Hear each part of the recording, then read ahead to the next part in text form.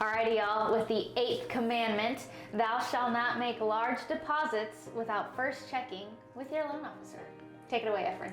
So far my favorite commandment, because it gives the golden rule of the commandments: check with your loan officer first. All of it, yeah.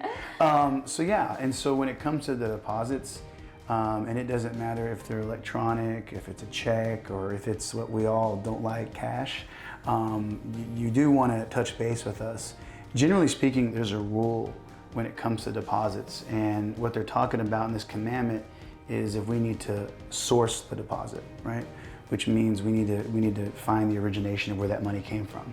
And so the general rule of thumb, and there can be changes, and even when this video is published, there could be changes in the guidelines. So, but generally speaking, when the lender verifies your income that you're qualifying, let's say for simple numbers, it's your household income is $10,000 a month, right?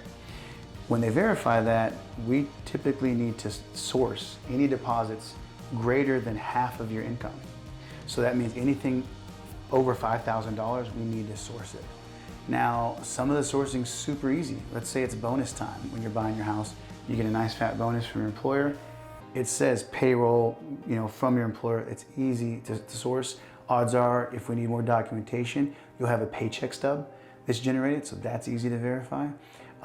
Let's say it's some scenario where it's an IRS refund during the beginning of the year.